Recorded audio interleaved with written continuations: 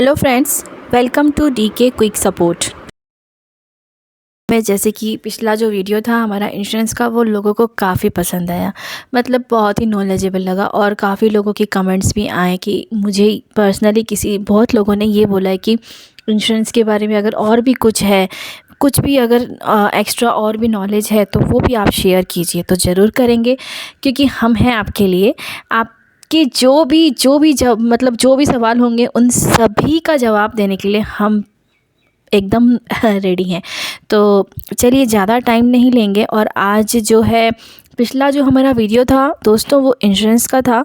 Insurance क्या है, insurance की पूरी मीनिंग मैंने उसमें कवर किया था, टाइप्स ऑफ इंश्योरेंस। अगर आपने इन केस नहीं देखा है तो आप वो देख लीजिए, तो आपका जो भी कॉन्सेप्ट है ना वो पूरा क्लियर हो जाएगा।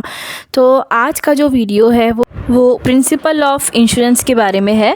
तो दोस्तों, चाहे आप बायर हो या सेलर हो, आपको प्रिंसिपल ऑफ इंश्योरेंस के बारे में जानना बहुत ज़रूरी है, होना ही चाहिए। तो इस वीडियो में आपको प्रिंसिपल्स ऑफ इंटरेस्ट के बारे में बहुत ही इजी और आसान भाषा में एग्जांपल्स के साथ समझाऊंगी, ताकि आपका पूरा कॉन्सेप्ट क्लियर हो जाए। तो चलिए आगे बढ़ते हैं। प्रिंसिपल्स ऑफ इंश्योरेंस जानते हैं। तो हमारा पहला प्रिंसिपल है principle of utmost good faith. इसका मतलब है कि जब भी आप इंश्योरेंस बाय कर रहे हैं तो इंश्योरेंस कंपनी आपसे जो भी कुछ पूछ रही है उसका आपको सब कुछ सच सच बताना है। उससे आपको कुछ भी हाइड नहीं करनी है। अगर आपने कुछ भी हाइड किया, कुछ भी चीज़ छुपाया, इसका मतलब कि ये है कि आप इस प्रिंसिपल का वायोलेशन कर रहे हैं, यानी कि इसे तोड़ रहे हैं। फॉर एग्ज़ाम्पल, जैसे आपसे पूछा जाता है कि आपकी हेल्थ के बारे में, तो आपकी जो भी हेल्थ है, जो भी मेडिकल हिस्ट्री है, आपकी कोई डिज़ीज़ है आपको, या अगर आप कोई दवाई ले रहे हैं, तो आपको सारी डिटेल्स सच सच बतानी है। इसी प्रकार से आपकी इनकम कितनी है सालाना, वो भी आपको बतानी है। फैमिली हिस्ट्री, आपके फादर, मदर, सिस्टर, ब्रदर, किसी को कोई भी टाइप की डिज़ीज़ हुई है जो इंश्योरेंस कंपनी पूछती है, अगर उस टाइम कोई डिज़ीज़ उनको हुई है तो वो भी आपको बता देनी है। इसके अलावा आपको अपनी एज के बारे में भी बताना है, और आप कहाँ पे काम करते हैं, कौन से इंडस्ट्री में काम करते हैं, और उस इंडस्ट्री में कितनी रिस्क है, इसके बारे में भी आपको सब कुछ सच सच बताना है। आपको सब कुछ सच सच बताना है। आपको कुछ भी नहीं छुपाना है उनसे। जो भी है, जो भी बातें आपको क्लियर कट सब कुछ उनको सच सच बताना है। इसके साथ ही अब हम सेकंड प्रिंसिपल की ओर बढ़ते हैं। तो जो हमारा सेकंड प्रिंसिपल है वो है प्रिंसिपल ऑफ इंश्योरेबल इंटरेस्ट। इसका मतलब है कि आप सिर्फ उसी व्यक्ति का इंश्योरेंस करवा सकते हैं जिनके खो जाने से आपको फाइनेंशियल लॉस होता है। इंश्योरेंस कोई मेंटल लॉस या इमोशनल लॉस की भरपाई नहीं करता है। इंश्योरेंस सिर्फ फाइनेंशियल लॉस की पूर्ति के लिए किया जाता है। इसलिए क्या है कि दोस्तों, अपने बच्चे का, आप अपने बच्चे का, अपने वाइफ का, अपने पेरेंट्स का इंश्योरेंस तो करवा सकते हैं, लेकिन अपने किसी पड़ोसी के बच्चों का या अपने दोस्त का इंश्योरेंस नहीं करवा सकते, क्योंकि पड़ोसी के बच्चे या किसी दोस्त के खो जाने से या उनकी डेथ हो जाने से आपको कोई फाइनेंशियल लॉस नहीं होगा। हो सकता है कि आपको इमोशनल लॉस हो, लेकिन फाइनेंशियल लॉस नहीं होगा। इस कारण क्या है, आपको यहाँ पे इंश्योरेंस नहीं मिलेगा। और आप अगर कार इंश्योरेंस लेना चाहते हैं तो आप अपनी कार का इंश्योरेंस तो करवा सकते हैं, लेकिन किसी पड़ोसी की कार या आपकी ऑफिस की कोई कार है तो उसका इंश्योरेंस आप नहीं करवा सकते। तो चलिए अब आगे बढ़ते हैं। थर्ड प्रिंसिपल जो है वो है principle of indemnity. Principle of indemnity क्या कहता है कि मैक्सिमम आपको इंश्योरेंस कंपनी से उतना ही कंपेंसेशन मिलेगा जितना उस वस्तु की कीमत है। उससे ज़्यादा आपको कंपनी से कंपेंसेशन नहीं मिल सकता। यानी इंश्योरेंस एक प्रॉफिट कमाने का कोई जरिया नहीं है। इंश्योरेंस सिर्फ जितना लॉस हुआ है उसकी पूर्ति करता है। फॉर एग्ज़ाम्पल, अगर आप मान लीजिए आपने कुछ चीज़ लिया है और उसमें कुछ लॉस हुआ है आपको, जैसे कि आपका कार है मान लीजिए, और आपने 5 लाख का कार लिया है, तो आपका मैक्सिमम इंश्योरेंस जो कार का हुआ 5 लाख का हो जाएगा। सिमिलरली अगर आप 5 लाख रुपए सालाना कमाते हैं तो आप मैक्सिमम 500 करोड़ का इंश्योरेंस नहीं ले सकते, क्योंकि यहाँ पे इंश्योरेंस कंपनी क्या करेगी, आपका 5 लाख रुपया अगर आप कमाते हैं उसके कारण अगर आपकी डेथ हो जाती है तो फैमिली को कितना फाइनेंशियल लॉस होगा वो कैलकुलेट करेगी। एक्चुअल इंश्योरेंस कैलकुलेट करके वो डिसाइड करते हैं कि 5 लाख इनकम वाले को कितने तक का इंश्योरेंस दिया जा सकता है, उसके अकॉर्डिंगली उनको इंश्योरेंस मिलेगा। इसी प्रकार से आप 5 लाख की कार के लिए 10 लाख का इंश्योरेंस नहीं ले सकते हैं। सिमिलरली आपने देखा होगा आप जब ये कार इंश्योरेंस लेते हैं तो आज 5 लाख है, अगले साल कार का इंश्योरेंस 4,50,000 का होगा, उसके अगले साल फिर 45,000 का होगा। इस प्रकार हर साल 10% का डेप्रिसिएशन इंश्योरेंस में लगता है, कार में लगेगा, और कार की वैल्यू जैसे तैसे कम होती जाएगी, इंश्योरेंस की वैल्यू है वो भी कम हो जाएगी। तो इसी को बोलते हैं प्रिंसिपल ऑफ इंडेमनिटी, यानी कि जितना फाइनेंशियल लॉस उतने तक का ही इंश्योरेंस करवाया जा सकता है। तो चलिए नेक्स्ट आगे बढ़ते हैं हम। तो हमारा 4th प्रिंसिपल है principle of contribution. Principle of contribution क्या होता है, जब भी हम 2 इंश्योरेंस कंपनी से अलग अलग इंश्योरेंस लेते हैं, स्पेशली जनरल इंश्योरेंस, तो उस कंडीशन में प्रिंसिपल ऑफ कंट्रीब्यूशन लागू होता है।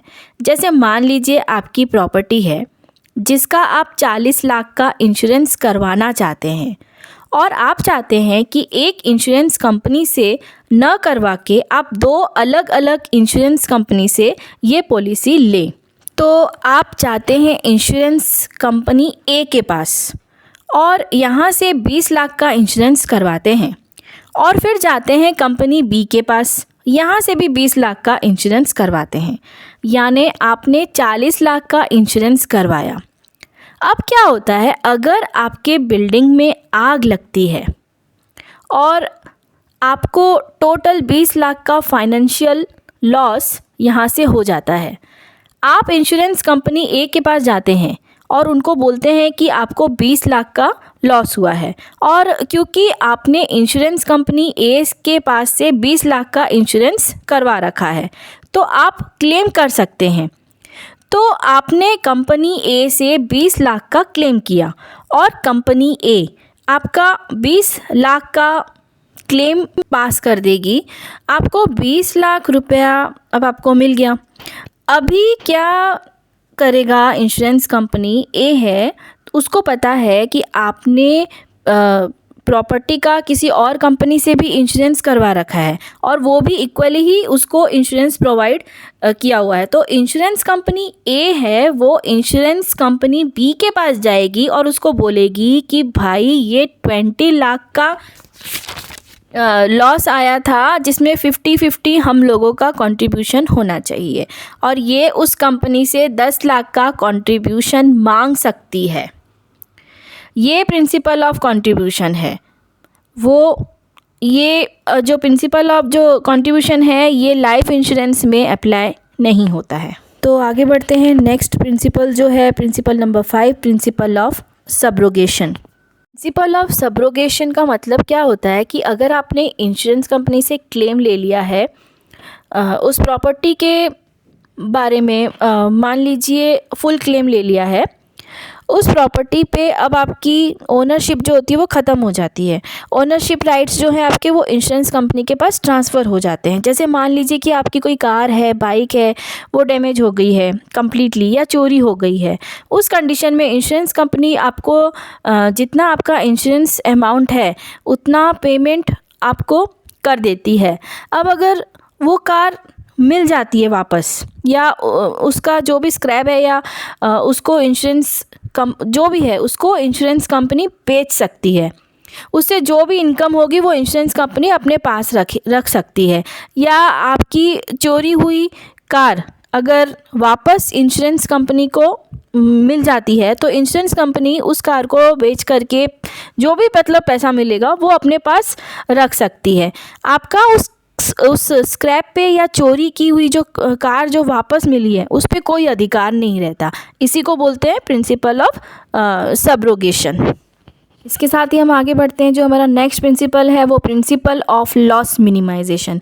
दोस्तों कई बार ऐसा होता है हम लोग इंश्योरेंस करवा कर बैठ जाएं और जब हमने किसी चीज़ का इंश्योरेंस करवा लिया होता है तो हम उसे इतना लाइटली लेते हैं कि हमने किसी कार का इंश्योरेंस करवा रखा है तो कार को मतलब कहीं भी हम खड़ा कर सकते हैं, या अगर चोरी हो गई हो तो कोई दिक्कत नहीं, हमें ऐसा लगेगा कि इंश्योरेंस वाले आ ही जाएंगे।